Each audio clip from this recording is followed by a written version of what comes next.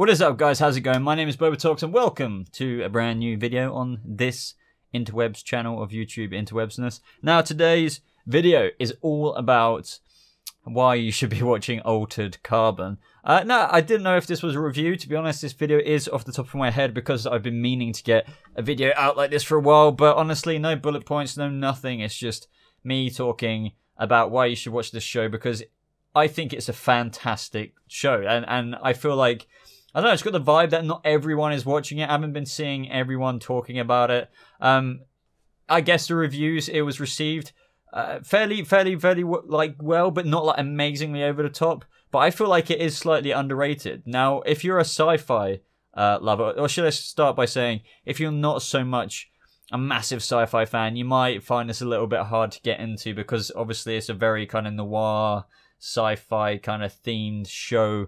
But however, if you are a sci-fi fan and you like the fact that it's futuristic Earth, different planets, futuristic technology, all that kind of stuff, then this show is for you. It is just brilliant. Now, I'm going to try and not make this video a long one. I just kind of want to get the message out there that this show is fantastic, and I will give you a basic rundown of it. It's not really spoilery, it's just, I guess, my own version of the synopsis. But ultimately, Altered Carbon is set in the future, quite a while in the future, where people have the ability to come back to life through this technology that has been discovered. Now, there isn't too much information put behind this technology. I think it might have stemmed from an alien race, but even after watching it once, which I think I'm going to watch it again, you don't find too much about that, but I guess that's kind of stemming away from the point. Basically, you have these things called stacks. Now, these are little discs or whatever that are placed in the back of your head, and I think you get them around when you're 1 year old, or one. And basically, that enables you to come back into a different sleeve. Now, you may be asking, what is a sleeve? That is your basically human body. So if you die, you can come back and be, your consciousness can be put into another human body, and it can come back.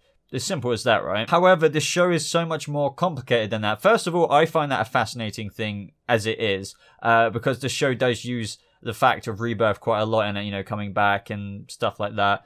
But the fact is, I love how there's still a class system, like the poor to the middle class to the very rich class. In this time, I always thought of a future where everyone is kind of rich and everyone can do what they want, kind of thing, especially in this kind of setting. However, let me give you an example. In this show, if you are kind of poor, and let's say your daughter might get hit by a bus or something like that, which is obviously awful, and it's a pretty bad example, but I think something actually happened like this in the show.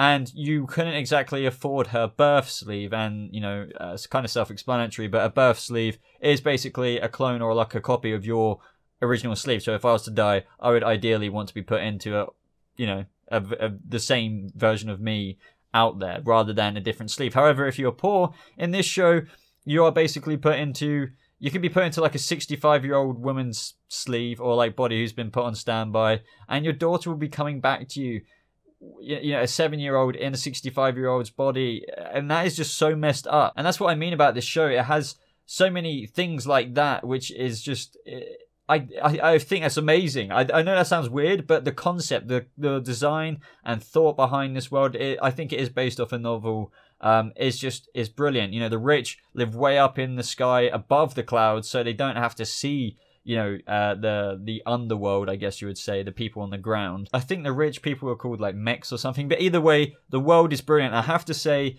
I recently got my first ever 4K TV, and I watched this show in 4K, and it was fantastic. If you do get to watching this show and you have a 4K TV, I highly recommend watching it on Netflix with their Ultra HD plan or whatever. But either way, wow, besides the fact that it's 4K, this show has some of the best, or just design and budget for, the city and the background and everything like that. It doesn't look bad, or it doesn't look okay or like acceptable. You can see it in the distance, but it's not that great. This is ridiculously good. I'm talking about from the gunshots, from the guns to the actual background of the city on Earth or something like that. It is just absolutely brilliant. I think one of the best things about this show is its design, is its concepts, and bringing all that to life in not a cheap way, but you could tell they poured a lot of money into their effects and, you know, CGI on the show. It's just absolutely remarkable. Now, as for the cast, I think the cast were absolutely brilliant.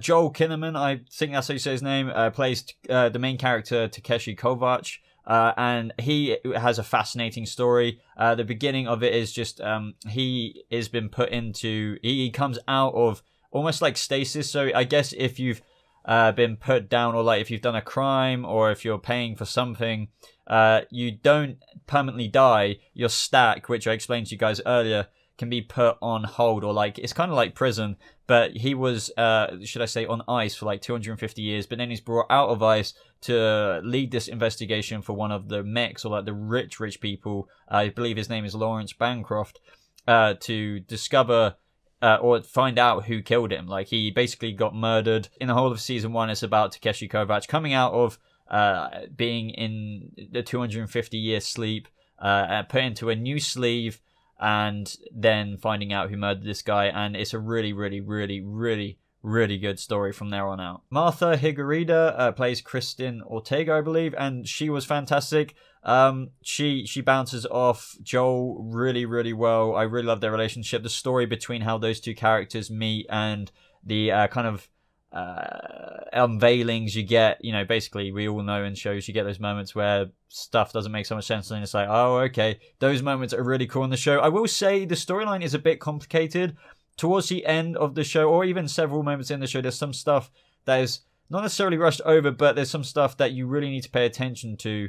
For example, one of the moments I was getting, not necessarily confused, but I had to watch a couple of times, is when, you know, they're doing, towards the end of this series, the dissecting of the murder, or like presenting the case. You have to kind of think, wait, hold on for a second. You know, stuff like that is a bit difficult to grasp, I felt, because it's very complicated. But, you know, there's plenty of complicated shows out there, and to be honest, this could just be me.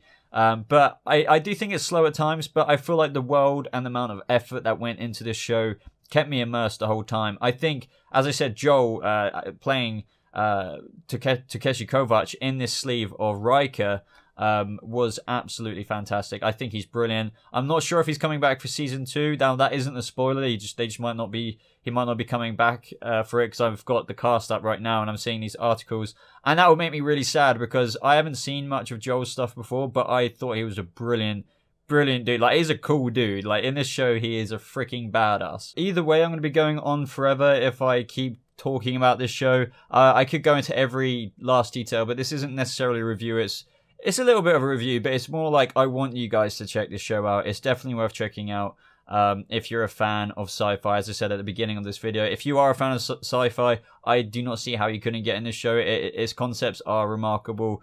The world and everything in it, you have artificial intelligence, which is transcended to the point where they basically are like, you know, if you've seen the movie Her, you could argue, like, is that a real person? There's stuff like that. There's so much stuff in this world that is remarkable. I've just become a fan of something really, really big. I might even get the audiobook, because I can't be asked to read stuff half the time.